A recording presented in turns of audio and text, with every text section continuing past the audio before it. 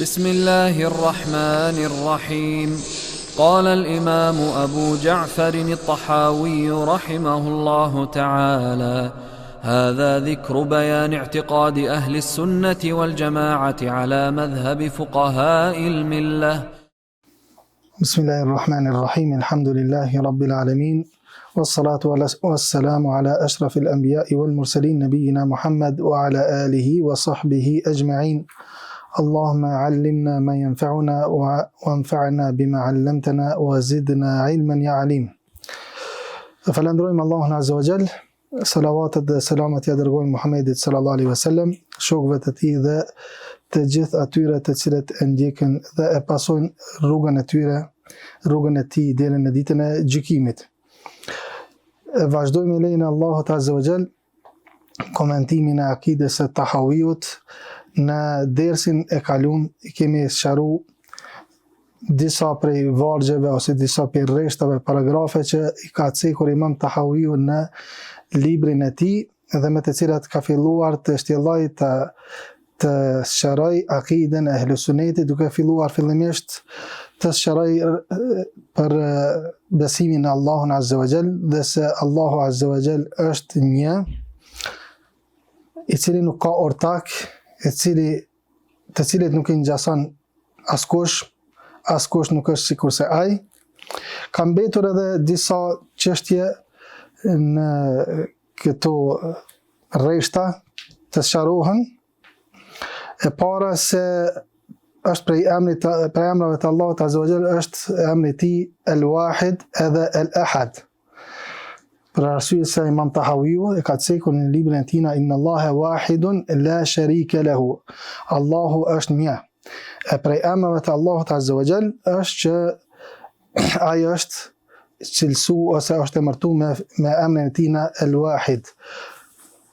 El-Wahidul Qahhar, që ka ardhur në ajet kuranor, Qul huwa Allahu ahad. Thuaj Allahu është një. Pra këta janë dy emra të Allahut Azza wa Jall që tregojnë se ai është i vetmi dhe parafërsisht e kanë kuptimin e njëjtë.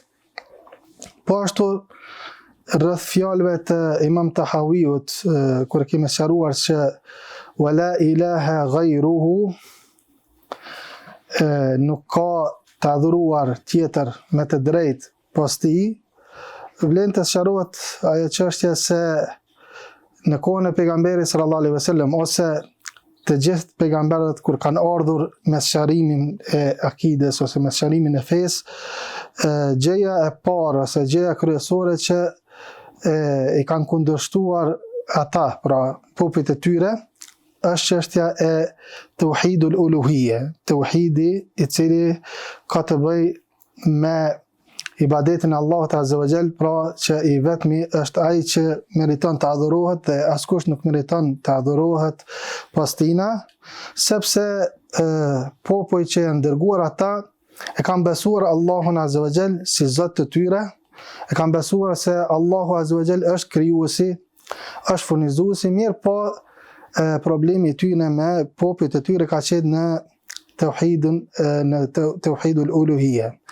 Në qovë se i vërejmë shumë prej aty në ajeteve kuranore, do të vërejmë se Allahu Azza wa Jall kalimti e përmend tauhidul rububiyya, mirë pa përmend vetëm si argument që njerëzit të cilët e kanë pranuar Allahun Azza wa Jall si krijues, si furnizues, si zotërues, që vetëm ai meriton të adhurohet në qoftë se e pranojnë ata që është ai krijuesi, furnizuesi dhe i cili në dorën e tij është dobia dhe dëmi.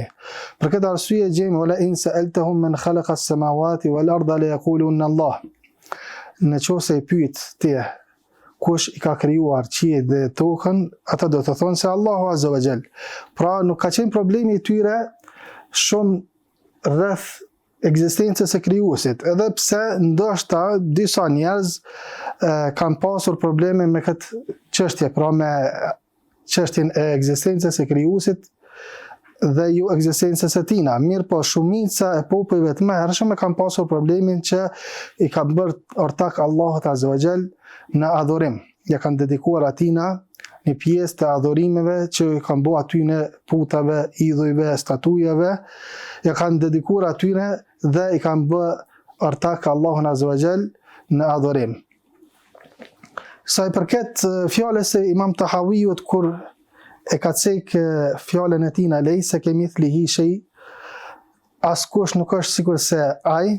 Edhe këtu e kemi sqaruar disa çështje, mirë po vlen të ceket një çështje me rëndësi që është ajo çështja sa i përket emrave dhe cilësive të Allahut Azza wa Jall, se emrat dhe cilësitë e Allahut Azza wa Jall, pohimi i tyre duhet gjithsesi me u mbështet në Kur'an dhe Hadith. Është e saktë se disa prej cilësive të Allahut Azza wa Jall ka mundësi me u kuptu nëpërmjet mendjes. Për shembull, ekzistenca e krijuesit mundet nëpërmjet argumenteve të ndryshme kozmologjike, mendjes e kështu me radhë, njeriu me arrit me kuptu se ekziston krijuesi, ekziston Allahu Azza wa Jall, ekziston një fuqi mbi natyrore. Dhe pastaj disa prej cilësive të këtij krijuesit që janë dija, sepse nuk mundet me e kriju diçka pa pasur dije paraprake për atë, po ashtu se ai është i gjallë dhe i përjetshëm, për arsye se i vdekuri ose ai i cili nuk ka jetë nuk krijon asgjë. Po ashtu edhe se ai ka fuqi të madhe, pasi që dikush e beson se Allahu Azza wa Jalla është krijues, është edhe i dijshëm, edhe e ka krijuar këtë univers, ai padyshim se ka pasur dhe fuqi të madhe në krijimin e këtyre gjësendeve të ndryshme, krijesave të lloj-llojshme dhe qiejve dhe tokës në veçanti. Pra ka pasur fuqi të madhe. Pra në një aspekt njeriu mundet me mendjen e tij me arrit me kuptu disa prej cilësive të Allahut Azza wa Jall. Mirë po detajet e cilësive nuk mundet njeriu t'i kupton përveç se nëpërmjet rrugës së pejgamberëve. Nga se kjo i takon çështjes së gajbit, çështjes së padukshmes, çështjes së diçkahi që është msheft. E vetëm pejgamberët janë ata të cilët e sqarojnë këtë më së miri me shpalljen që ju ka komentuar atyre Allahu Azza wa Jall. Për këtë arsye Imam Ahmedi në një thënie të tij thot Imam Ahmedi se la yusafu Allahu illa bima wasafa bihi nafsuhu au bima wasafahu bihi rasuluhu la yutajawazu al-Quran wal hadith. Imam Ahmedi në këtë fjalë të tij e cila konsiderohet si rregull e përgjithshme, thot se Allahu Azza wa Jall nuk cilësohet vetëm me atë çka ka cilësuar vetveten e tij pra në Kur'an, ose e ka cilësuar pejgamberi sallallahu alaihi wasallam atë me ato cilësi në sunetin e tij të saktë, nuk e kalon Kur'anin edhe hadithin. Pra nuk i përshkruajmë atij në cilësi ose nuk e cilësojmë atë me cilësi në bazë të mendjes tonë, edhe pse disa prej cilësive që e ka mundësi të kuptohen nëpërmjet mendjes ose nëpërmjet argumenteve të ndryshme kozmologjike. Ka mbetur edhe një fjalë mes të këtyne rreshtave që nuk e kam përmend, në të cilën Imam Tahawiu ka thënë wala shay'a yu'jizuhu. Asgjë nuk është e pamundur për të. Asgjë nuk është e pamundur për Allahun Azza wa Jall, sepse Allahu Azza wa Jall ka fuqi absolute, ka fuqi të madhe dhe kjo fuqi e tina përshkruan çdo gjë. Do të thonë ka fuqi aq të madhe që kjo fuqi thot Allahu Azza wa Jalla në ajet Kur'anor, inna Allaha bi kulli shay'in qadir. Inna Allaha ala kulli shay'in qadir. Allahu Azza wa Jalla është i gjithfuqishëm për çdo gjë. Allahu Azza wa Jalla është i gjithfuqishëm, ka fuqi të madhe për çdo gjë. Këtu ka ardhur te kjo fjala Imam Tahawiut, ka ardhur në mënyrën mohore. Do të thonë mohim se Allahu Azza wa Jall do të thonë e bën të paaft atë diçka. Na e dim prej rregullave të Ehlus Sunnetit ose prej rregullave të Ehlus Sunnetit dhe xhamatit është se në sa i përket emrave dhe cilësive të Allahut Azza wa Jall, se kur është çështja tek emrat dhe cilësitë, ato pohohen në mënyrë të detajuar, ndërsa mohimi ndodh në mënyrë të përgjithshme. Don të thotë se kur diçka mohohet nga Allahu Azza wa Jall, mohohet në mënyrë të përgjithshme. Sikur se ka thënë Allahu Azza wa Jall, "Leysa kamithlihi shay", askush nuk është sikur se ai. Është mohimi i përgjithshëm. "Wa lam yakul lahu kufuwan ahad", askush nuk është sikur se i barabartë sikur se ai. E kështu me radhë. Nga një herë ndodh që mohimi të bëhet në mënyrë të detajuar, mirë po ky mohim e përmban pohimin, sepse pohimi është bazë, ndërsa mohimi është, si me thonë, dytësore. Për këtë arsye ne gjejmë se Allahu Azza wa Jalla ka përshkruar veten e tina në Kur'an me cilësi të ndryshme. Inna Allaha bi kulli shay'in alim. Allahu Azza wa Jall është i gjithdijshëm. Po ashtu ka dije për çdo gjë. Po ashtu huwa al-hayyul qayyum, ai është i përjetshmi, edhe ai i cili nuk ka nevojë për askënd dhe i cili e rregullon çështjen e krijesave të tij. Mirë po, në këta dy emra që do të vjen edhe te Imam Tahawiu në komentim ose në fjalët e tij, nëse i komentojmë, kur të vijmë edhe ti komentojmë, hayyun la yamut, qayyumun la yanam. Ka thënë Imam Tahawiu në njërin prej atyre fjalëve të tij, ai është i përjetshmi i cili nuk vdes asnjëherë, dhe qayyum që e ka për qëllim qaimun bi nafsihi muqimun li ghayrihi, ai i cili ekziston vetvetiu dhe i cili nuk ka nevojë për askënd, edhe i cili i rregullon çështjet e krijesave të tij, edhe la ta'khudhuhu sinatun wala nawm, nuk e ka plan atë kotja e as gjumi, nuk e merr. Pra Allahu Azza wa Jall ka mohuar nga vetja e tina që ta përshkruan ndonjë kotje ose ndonjë gjumë. Mirë po ky mohim gjithsesi e përmban edhe pohimin.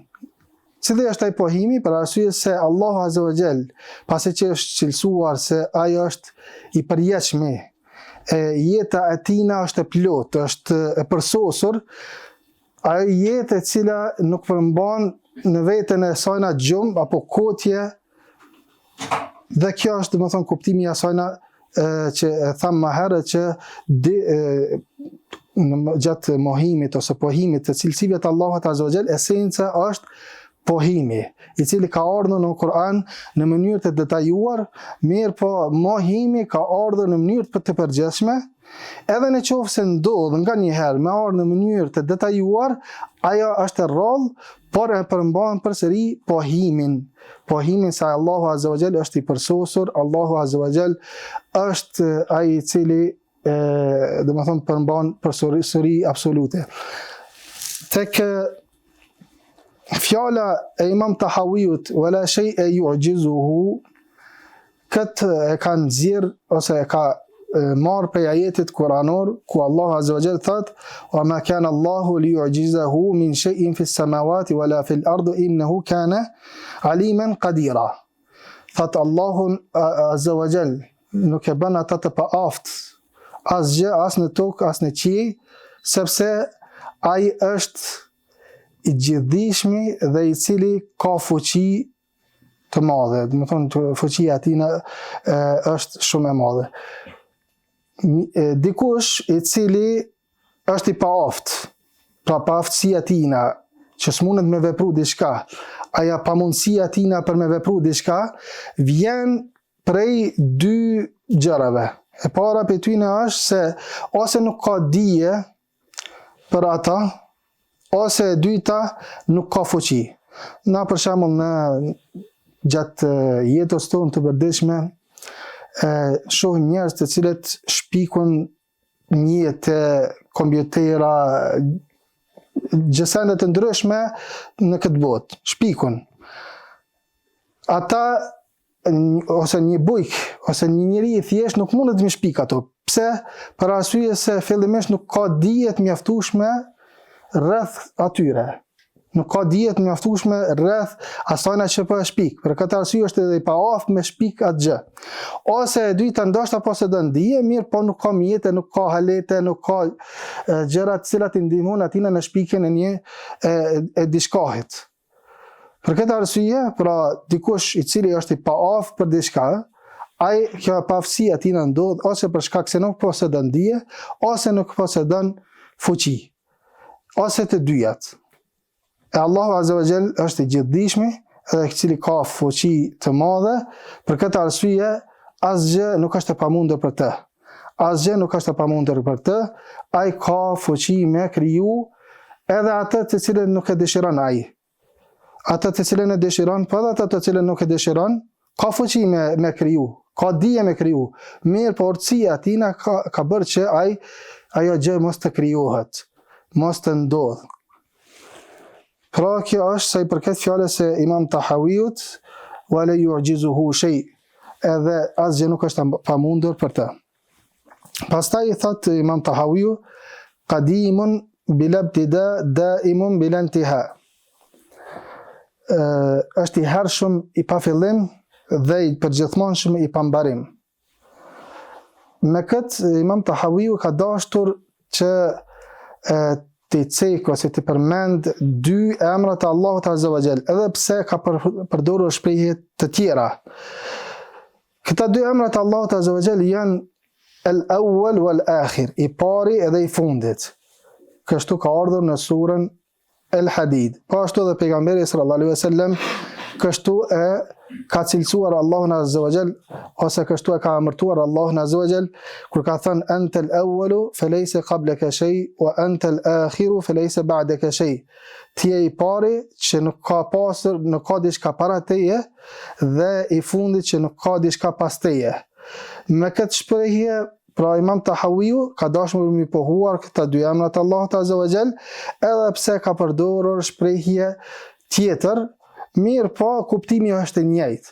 Edhe pse fjala el-qadim ose fjala qadim në gjuhën arabe nuk e ka kuptimin që është i pari që nuk i ka paraprit diçka. Për arsye se fjala el-qadim në arabisht i thonë el-mutaqaddim ala ghayrihi, ai i cili paraprin diçkahit. Mirë po nuk është domos që ai të jetë i pari, ka mundësi me ekzistu diçka para tina, mirë po i ka paraprit diçkahit. Për këtë arsye Allahu Azza wa Jalla ka përdorur në ajet kuranor në surën Yasin ku thot hatta aada kal-urjunil qadim wal-qamara qaddarnahu manazila hatta aada kal-urjunil qadim. Edhe ja kemi caktuar hanës fazat e sajna derisa është kthyer sigurisht ai rami dega e palmës, e cila është e vjetër, o vjetru. Cila është ajo që është e vjetru, nuk quhet e vjetër ose el-qadim, përveç se nëse mas sajna ka ndonjë deg tjetër edhe cila ka zëvendësu. Prandaj asajna të re si thon el-jadid ose el-hadith, e re, ndërsa asaj të vjetër si thon el-qadim, e vjetër. Pra jo çdo herë fjala el-qadim ka kuptimin që është i pari, që nuk i ka parapri. Mirë po Imam Tahawiu pasi që e ka cekur fjalën e tina bila ibtida, është qadim i hershëm i cili është pa fillim, atëherë është nënkuptuar që e ka për qëllim emrin Allahut Azza wa Jall el-awwal, edhe cilësinë Allahut Azza wa Jall se ai është i pari që nuk i ka parapri atina asgjë. Dhe me këto po ashtu ka dashur me tregu se Allahu Azza wa Jall është i lartësuar nga ajo që ka krijuar. E ka krijuar kohën, edhe ka ekzistuar para kohës. E ka krijuar vendin, ka ekzistuar para vendit. Pra Allahu Azza wa Jall e ka krijuar kohën dhe ka ekzistuar para kohës. Për këtë arsye edhe në një hadith të pejgamberit sallallahu alaihi wasallam kur kanë ardhur banorët e Yemenit, ata disa prej banorëve të Yemenit me pyet pejgamberin sallallahu alaihi wasallam për çështjen e këtij kozmosi ose kësaj që ka shohën. Atëherë kur e kanë pyet pejgamberin alayhis salam, i ka thënë pejgamberi sallallahu alaihi wasallam, kana Allahu wala shay'a ma'ahu wala shay'a qablahu wala shay'a ghayruhu, kanë ardhur shprehje të ndryshme të këtij hadithit. Ka qenë Allahu azza wa jall, mirë po nuk ka ekzistuar para tij asgjë, ose me të asgjë, ose përveç tij asgjë. Shprehja më saktë është që nuk ka ekzistuar para tij asgjë. Do të thonë është i pari. Na besojmë, do të thonë se ka mundësi që Allahu azza wa jall ka krijuar krijesat e tjera, kozmoset e tjera para se me krijuar këtë botë. Mirë për na nuk e dim. Ka mundësi që ka krijuar Allahu azza wa jall, sepse prej asaj në cilësisë të tina është ka krijuar, edhe kjo cilësi që do të vjen te Imam Tahawiu, nuk është që ka përfituar këtë cilësi pasi që i ka krijuar krijesat. Ajo ka ekzistuar. Do të thonë qysh herët, qysh fillimisht kur Allahu azza wa jall ka ekzistuar, ka pasur edhe cilësitë e tina. Por ata të cilët e kanë pyetur pejgamberin sallallahu alaihi wasallam, e kanë pyetur rreth këtina kozmosi, rreth kësaj gjësie që po shohin, e nuk do të thonë që e kanë pasur për qëllim të gjithë kozmosin ose të gjithë krijimtarinë Allahut azza wa jall. Dhe pastaj ka thënë daimun bil intiha, i përgjithmonshëm, i pambarim, që do të thotë se Allahu azza wa jall është ai i cili është i pari, është i pari dhe i fundit, i pari në qenien e tina se përket qenies e tina dhe cilësive të tina, dhe i fundit se përket qenies e tina dhe cilësive të tina, dhe kjo pra është kuptimi i astina emrit Allahut azza wa jall al-akhir, i fundit. Mirë po, fjala al-qadim a ban më u përdor si emri Allahut azza wa jall, edhe me pohu se prej emrave të Allahut azza wa jall është el-Qadim. Dietarët kanë cekur disa rregulla sa i përket emrave të Allahut azza wa jall. Nga se emrat e Allahut azza wa jall prej atyre rregullave është që të kenë ardhur në Kur'an dhe në Sunet. Pra pohimi tyne të kenë ardhur në Kur'an dhe në Sunet pejgamberit sallallahu alaihi wasallam. Nëse nuk ka ardhur në Kur'an dhe në Sunet, nuk bën me pohu se Allahu azza wa jall ka një emër të tillë. Edhe pse ka mundësi mu cilësu me një cilësi të tillë, ose me sharu dikush, me tregu për Allahun azza wa jall se është kështu. Nga se çështja e emrave është më ngushtë se çështja e cilësive të Allahut azza wa jall, dhe çështja e cilësive është më ngushtë se sa çështja e të kallëzuarit, të informuarit, të treguarit për Allahun azza wa jall. Për shembull, nuk është prej emrave të Allahut azza wa jall el-mutakellim, folsi, edhe pse Allahu azza wa jall edhe pejgamberi sallallahu alaihi wasallam ka cilësuar veten e tina se flet. Mirë po, nuk do të thonë që prej cilësisë të tina wa kallama Allahu Musa taklima, Allahu azza wa jall ka folur Musait në fjalë, nuk do të thotë që tash me nxjerr prej kësaj cilësie emrin Allahut azza wa jall el-mutakellim.